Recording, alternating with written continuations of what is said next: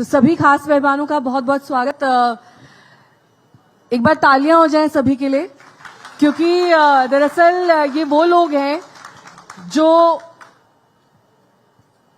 ऐसी पार्टियों का नेतृत्व करते हैं जो छत्तीसगढ़ के चुनाव में अहम भूमिका निभाती है। विनोद जी, जिस मकसद से आपकी पार्टी का गठन हुआ, उस मकसद की पूर्ति इस राज्य में हो रही है या फिर अनदेखी की जा रही है? क्योंकि बार बार इस वक्त पूरे देश में ये मुद्दा है कि रिजर्वेशन विद इन रिजर्वेशन होना चाहिए।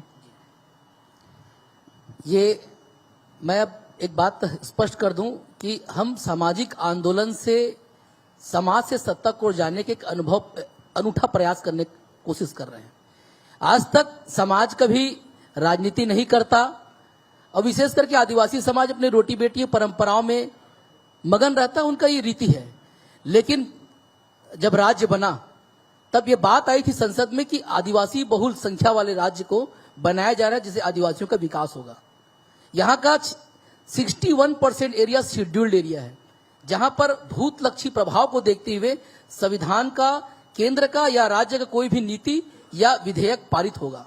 लेकिन 23 साल हो गया, आदिवासियों की पहचान बड़े बड़े होर्डिंग में देखिए, नीचे खड़े होते हैं। 70 और सरकार कभी चावल बांटता है, कभी चप्पल बांटता है, कभी बोनस बांटता है, यही पहचान रह गई। 9वीं सदी में मध्य भारत में राज करने वाले आदिवासी समुदाय की पहचान इस कदर मिटा दिया गया कि उनके साथ नक्सल नाम अनायास लिया जाता है। आर्टिकल 16(4)(1) कहता है कि जनसंख्या अनुपात में आदिवासियों का आरक्षण दी जाएगी। राज्य बना, हम 32% थे, आरक्षण मिला 20%। किसी ने कुछ नहीं कहा। दोनों पार्टी विधायक थे, आदिवासी विधायक ही थे। आर्टिकल 332 के तहत बने विधायक, कोई आवाज नहीं उठाया। हम लड़े। 2006 में केंद्र से परिसीमन का चिट्ठी आई। परिसीमन में 5 सीट इसलिए खत्म हो गया कि हमारा जनसंख्या 32 था, लेकिन आरक्षण हमको 20 दिया गया। ये दुर्भावना हम लगातार लड़ते आ रहे हैं और अभी पिछले 5 सालों से आंदोलन, धरना प्रदर्शन, चक्का जाम, विधानसभा घेराव, जेल भरो आंदोलन तक किए। सत्ता पक्ष में 30 विधायक ट्राइबल समाज के, विपक्ष हम 2, 4, 5 सांसद, एक केंद्रीय मंत्री, कहीं भी किसी संसदीय व्यवस्था में जिक्र नहीं किया कि आदिवासियों को 32 मिलना चाहिए। शेड्यूल एरिया का एक नया विधान होता है, पैसा लटपट में बनाए, उसमें भी ग्राम सभा का अधिकार करते। अब समाज करे क्या? हम इतना चिंतित हो गए कि हमारी पहचान, अस्तित्व, लगातार नक्सल एरिया में फर्जी मुठभेड़ के न्यायिक जांच का रिपोर्ट आ गए, आज तक उसको कहीं सार्वजनिक नहीं कर पाए। वो जो गांव के गांव मर गए, 600 गांव उजड़ गए, उनकी चर्चा कौन करेगा? इसलिए समाज ने लगातार आंदोलन के बाद तय किया कि जब तक हमारी आवाज विधानसभा में, लोकसभा नहीं जाएगा, तब तक शायद हमारी संवैधानिक अधिकारों की रक्षा नहीं होगी। इसलिए पहला बार प्रयास कर रहे हैं और जहां जहां हम आंदोलन तेज है हमारा, वहां समाज की सहमति साथ एक नया भारत निर्वाचन आयोग से सहमति लेकर नया पार्टी गठन किए और एक प्रयास कर रहे हैं कि आदिवासी समाज अपनी आवाज को उठाए। आज तक जितने बजट केंद्र के, चाहे लोकसभा, राज्यसभा या विधानसभा से जितनी बजट ट्राइबल के लिए आज तक पास हुआ है, अगर उस बजट को आदिवासियों में बांट दूं तो जहां तक मैं समझूं सभी क्या है, मर्सिडीज बेंज गाड़ी खड़ी होगी। इतनी बजट हमारे लिए आ चुकी है। लेकिन बजट आया पर पहुंचा नहीं जमीन। आज हमारी हालात आज भी तो भ्रष्टाचार है, मतलब भ्रष्टाचार भी है, सिस्टम भी कहीं न कहीं दिक्कत है। और हमारी आरोप तो ये भी ना कि आज सत्ता में 30 विधायक आदिवासी समाज के हैं, वो क्यों नहीं बोलते? तो कहीं ना कहीं राष्ट्रीय पार्टियों में गए हुए विधायक बंधुआ मजदूर की तरह हो जाते हैं, अपनी समाज की बात को रख नहीं पाते। इसलिए समाज पहली बार आंदोलन करते हुए समाज से सत्ता को जाते हुए हमारा राज्य पार्टी गठन किया और इस बार हम 50 सीटों में लड़ेंगे। 50 सीटों पर लड़ेंगे। 29 ऐसे सीट है जो हमारा रिजर्व है, जहां हमारी जनसंख्या वोटर 50% से वो है, और 20 सीट ऐसी है जहां हमारी वोटर संख्या 50,000 से लेकर 1 लाख से 1.25 लाख तक है, जहां आदिवासियों के अधिकारियों को कोई पूछ परख नहीं होता। उसके साथ ही हम छत्तीसगढ़ प्रदेश के अन्य समाज भी जहां जहां हमारे विचार के साथ आएंगे, उनको भी हम प्रत्याशी बनाने की कोशिश करेंगे और सहमति देंगे। नहीं, एक बार रमन सरकार वर्सेस बघेल सरकार, किसने कितने वादे पूरे किए? क्योंकि बघेल सरकार तो कहती है हमने 90% वादे पूरे कर दिए। अब ये नई पार्टी, इनकी एंट्री हुई है, ये कह रहे हैं कि जो जो नहीं कर पाए हम करेंगे। शिक्षा, रोजगार इनका मुख्य एजेंडा दिखाई दे रहा है। आपको लगता है जमीनी स्तर पर अगर 15 साल एक पार्टी रही, उसके बाद 5 साल एक पार्टी रही, वो सिर्फ मैनिफेस्टो के 90% क्या 9% वादे पूरे कर दे तो प्रदेश का भला हो जाएगा? नेहा जी, एक जो बहुत कठिन प्रश्न है इस प्रदेश के लिए, अगर पूर्व सरकार ने जख्म दिया तो इस सरकार ने कुरेदा है। 12 सूत्री मांग 56 सूत्री बदल गए, एक भी मांग न बीजेपी सरकार ने पूरा किया, न कांग्रेस सरकार ने बुला के पूछने का प्रयास किया। रही बात, बहुत सारी योजनाओं की बात करते हैं, मैं किसी का आपत्ति नहीं करता हूं। जहां पर 30 जगह 30 गांव के लोग 2 साल से आंदोलन करने बैठे हैं, उसको स्कूल में कैसे ले जाएंगे? जहां का 600 गांव वीरान हो गया है, 2.5 लाख लोग अगल बगल के प्रदेश में भूखे, गरीब और भीख मांगने की नौबत पे जी रहे हैं, उनके साथ न्याय कैसे होगा? एर्राबोर, एडेस्मेटा, सारकेगुड़ा में पूरा गांव का गांव को जला दिया गया। नक्सल के मान में घुस के नक्सली मारे कहा गया था, बाद में वो बेगुनाह आदिवासी कोई पूजा पाठ के लिए गया है, कोई जंगल में गया है, उसकी चर्चा कैसे करेंगे? 150 गांव वन ग्राम है जिसको किसानी की महत्व ही नहीं है, उनको जिम्मेदारी नहीं है कि वो धान बेच सके, उनको हक अधिकार नहीं किसान बनने का। ये ऐसे कठिन चीजें हैं जिसमें आज तक कोई सरकार सोचने का प्रयास ही नहीं करता। गरियाबंद के पास में एक जगह है, उसका नाम है सुपेबेड़ा।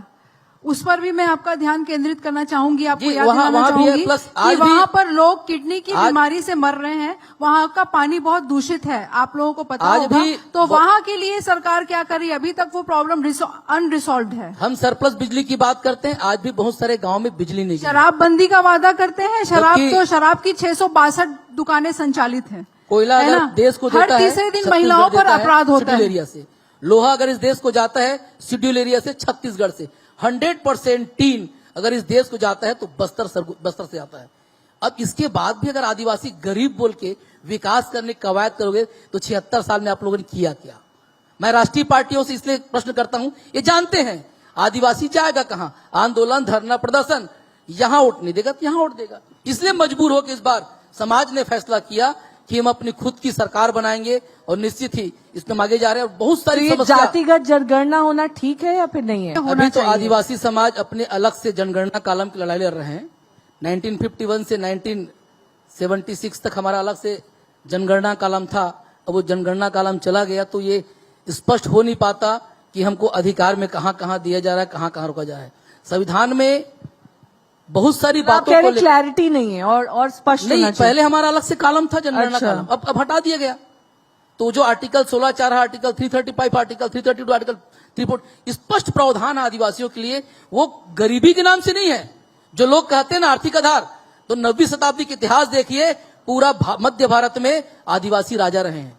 रायपुर को बसाने वाला राजा राय सिंह जगत, फिंगेश्वर का राजा तय करता था कि मध्य प्रदेश में मुख्यमंत्री कौन बनेगा। लेकिन आज जो कवायद चला है मनगढ़ंत बातों की, 23 सूत्री मांग हमारा आज भी यथावत है।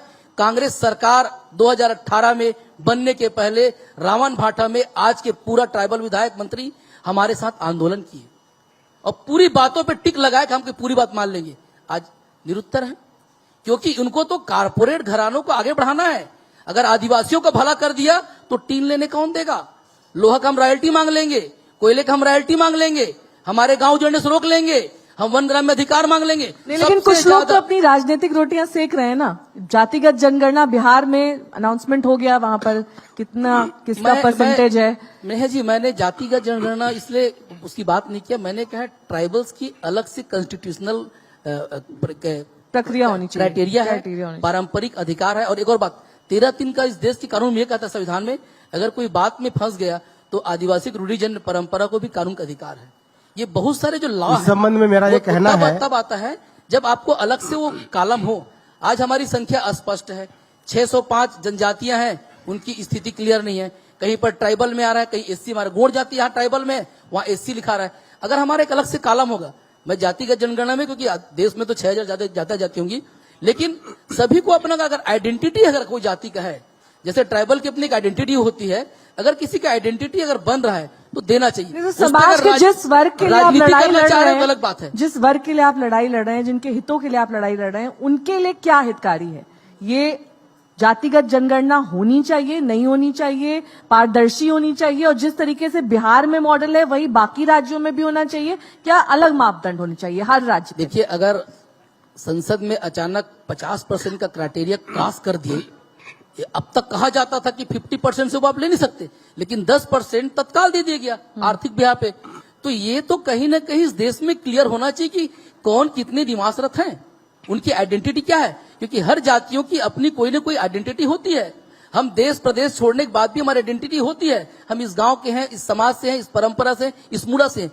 तो अगर आइडेंटिटी किसी के है तो रहना चाहिए। देश के संविधान में सबके लिए स्पष्ट प्रोविजन है, लेकिन आज हो क्या रहा है, हेमंत जी बहुत कुछ कहना संपन्न चाह रहे हैं। समाज ये कहना है ऐसा पैसा राज्य पूरा है पहुंचेगा तब तो भला जिसका होगा ना। राजस्व अगर यहाँ अरे पर सही पैसा सही ही नहीं वसूली हो पहुंचता जाए, यहाँ पर। यहाँ कोई कमी नहीं रहेगा, हर व्यक्ति करोड़पति होगा। नहीं, विनोद जी ये कहते हैं कांग्रेस और मर्सिडीज बीजेपी होगी के फिर लोग हर सही आदिवासी के सही पास। बंटवारा नहीं करते हैं। जो आबादी के हिसाब से अगर सब चीज का बंटवारा सही हो जाए, या कोई लड़ाई झगड़ा नहीं होगा, सभी जाति धर्मों के लोग यहाँ पर आराम से जिंदगी अपना बिताएंगे। इसी बात पे कहना ऐसा चाहूंगा, राज्य छत्तीसगढ़ राज्य है, संसाधन ऐसा से हमारा परिपूर्ण मानना है। छत्तीसगढ़ में जब तक अगर स्थानीय सही सरकार सरकार नहीं आ जाए, आएगी, तब तक सबके लिए विकास सोचने वाली सरकार, तो स्थानीय निश्चित रूप से ये सरकार, होगा।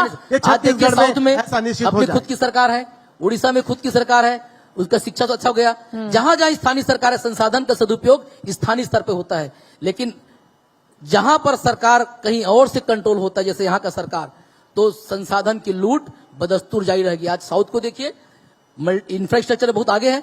छत्तीसगढ़ में सबसे ज्यादा संसाधन इस देश का है, लेकिन इस इंफ्रास्ट्रक्चर आरक्षण करने का एक मुख्य। चलिए बहुत बहुत शुक्रिया आप सभी का इस चर्चा में शामिल होने के लिए। जोरदार तालियां हो जाएं सभी खास मेहमानों के लिए।